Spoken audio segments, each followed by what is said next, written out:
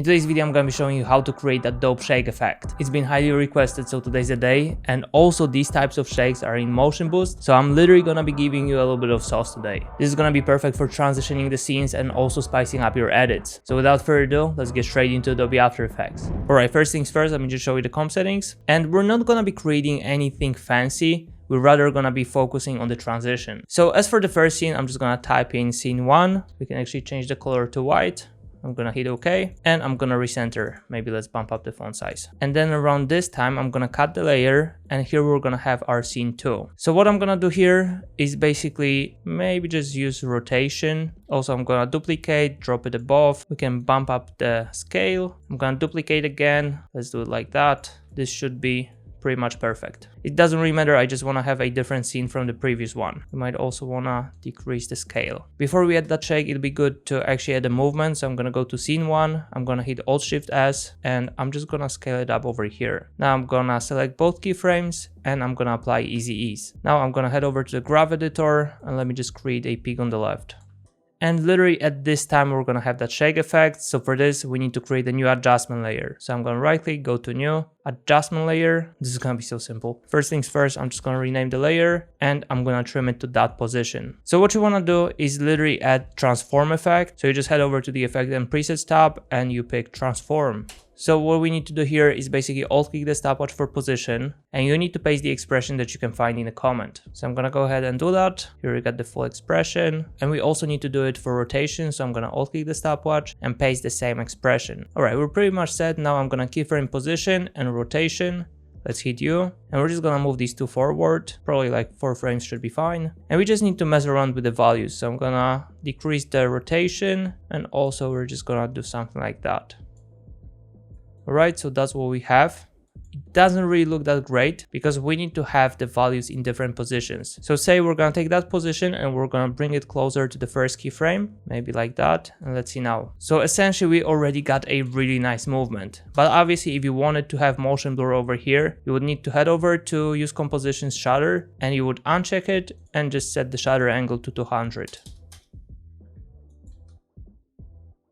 Already looking absolutely fantastic. So this is literally such a basic way to add spice to your videos, and obviously you can manipulate it however you want. So say you wanted to have the movement more intense, you would just go to the first keyframe over here and you would extend it.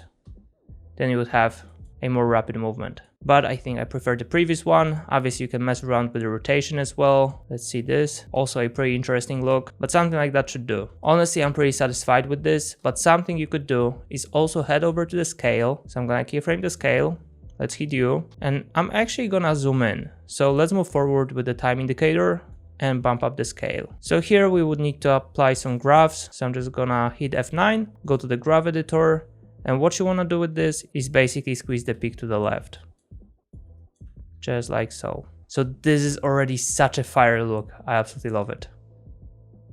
And here we got completely ordinary scenes, but imagine if you started adding deep glow or literally had a character over here, it would start looking so much better. So it's basically connected. The better the scene you got over here on the composition window, the better the shake is gonna look. So say we had, I don't know, maybe deep glow over here. Let me just change the values. It's already a bit more impressive.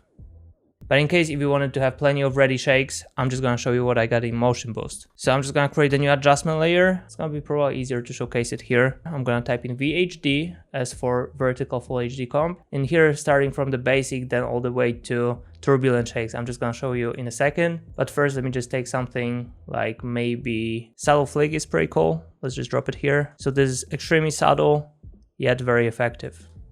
Then we can take medium twitch. It's more intense.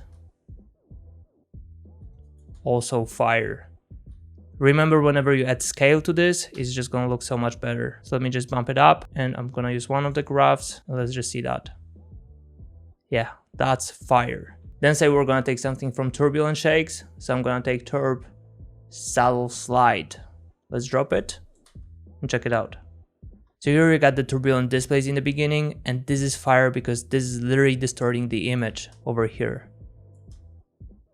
And you also have other options. Let's just take medium drift.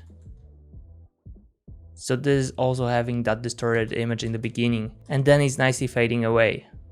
and getting back to the original position. And you can also create your own shakes. All you need to do is just make a preset out of it. So let me just show you. I'm gonna click on the effect over here, and then I head over to the animation, save animation preset, and there you'll be able to save your preset. So you just go there, you give it a name, and you got a ready preset.